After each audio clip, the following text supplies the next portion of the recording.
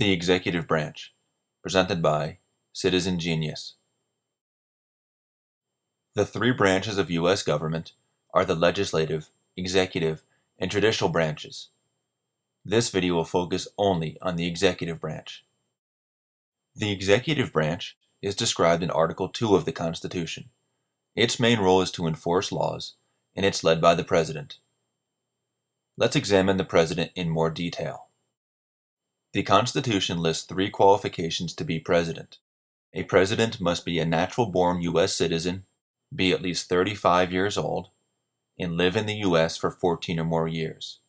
These are the only constitutional requirements. A president does not need a certain level of education or job experience. The president serves a 4-year term and has a 2-term limit. The first president, George Washington, set a custom of serving only 2 terms. Subsequent presidents also limited themselves to 2 terms until Franklin Roosevelt was elected to 4 terms. To set a legal limit of 2 terms, the 22nd Amendment was added to the Constitution in 1951. The Electoral College is an indirect system of electing the president in which citizens vote for electors, then the electors vote for the president. For a more detailed examination of the Electoral College, please check out another video. While the president's main role is to enforce laws, the Constitution also lists several specific powers of the president. I'll give a few examples. The president is the commander-in-chief of the military. The president appoints ambassadors to represent the U.S. in foreign countries. The president can grant pardons if he or she feels as though someone was wrongfully convicted of a federal crime. And the president has the power to sign or veto bills passed by Congress. Although Congress initiates the lawmaking process by passing a bill, the president has the power to sign the bill to make it a law, or veto the bill to stop it from becoming a law. This concept is explained in more detail in another video. The vice president serves under the president.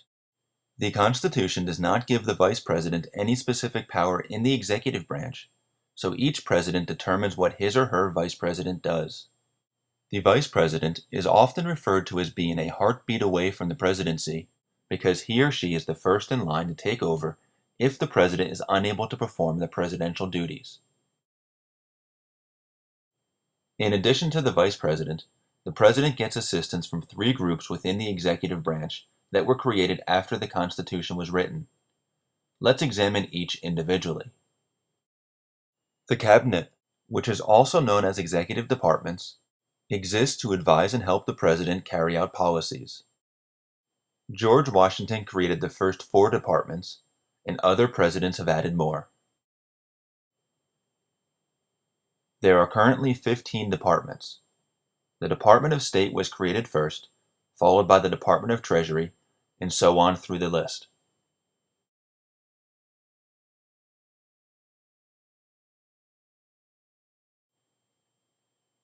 The Executive Office of the President was created by Franklin Roosevelt in 1939, and it has been enlarged by other presidents.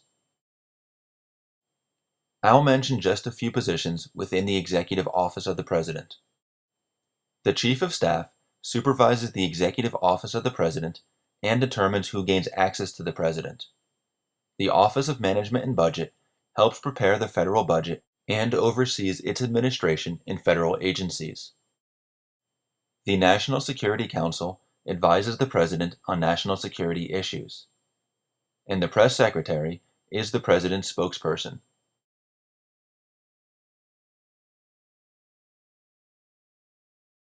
Finally, let's examine federal agencies. Because there are so many, it's difficult to make too many generalizations. However, it's safe to say that they have greater independence than the Cabinet or Executive Office of the President. And the President has less direct control over federal agencies. Here are a few examples of prominent federal agencies. The Environmental Protection Agency manages environmental regulations. The Securities and Exchange Commission regulates bond and stock exchanges to protect investors. The Federal Communications Commission oversees radio, television, satellite, and telephone communications, and the Central Intelligence Agency gathers and analyzes information concerning national security.